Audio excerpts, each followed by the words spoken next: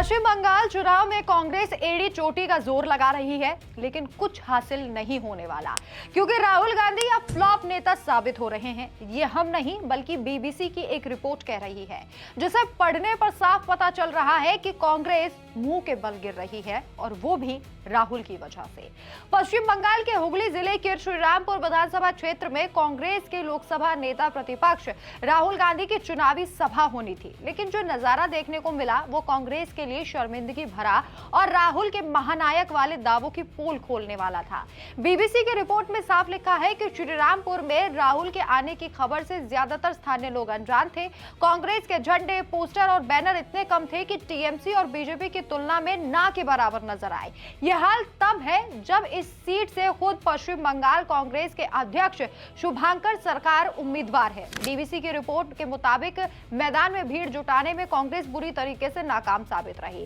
Rally flop साबित हुई। यह कांग्रेस की सच्चाई का आईना है। राहुल गांधी अक्सर मंच से गरजते हैं कि मैं बीजेपी को टक्कर दूंगा, मोदी की तानाशाही खत्म करूंगा, कांग्रेस वापसी करेगी। लेकिन श्रीरामपुर की हकीकत ने उनके सारे दावों को धूल चटा दी। जहां बीजेपी और टीएमसी के कार्यक्रम में लाखों की भीड़ उमड़ती है, वहां राहुल की सभा से लोग नावाकिफ थे। स्थानीय लोग पूछते रह गए कि आखिर आज कौन आने वाला है। यह बीबीसी की रिपोर्ट में साफ लिखा है कि लोगों को नहीं पता था कि राहुल गांधी इस मंच पर आने वाले हैं।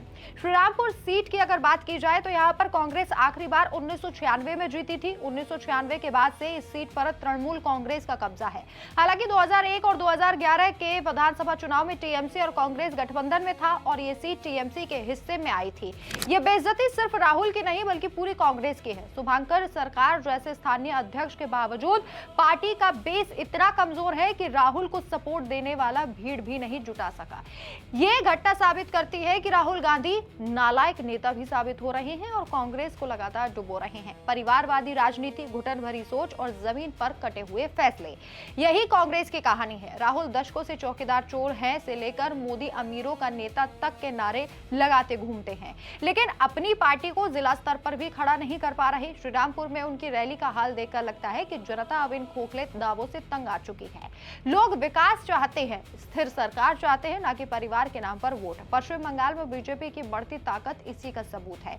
जहां कांग्रेस सूनी सभाओं में सिमट रही है, जो थोड़ी बहुत भीड़ आ रही है वो भी इसलिए आ रही है क्योंकि जो घर आसपास है जहां पर वो सभा हो रही है वहां देखने के लिए पहुंच रहे हैं। इस भीड़ में कांग्रेस के वोटर्स कितने हैं ये कोई नहीं जानता। वहां बीजेपी कार्यकर्ताओं की मेहनत और मोदी सरकार की योजनाओं से जनता पश्चिम बंगाल में दूसरी तरफ जुड़ती जा रही है। राहुल गांधी लोकसभा में नेता प्रतिपक्ष हैं, लेकिन जमीनी स्तर पर उनकी पार्टी का हाल दयनीय है।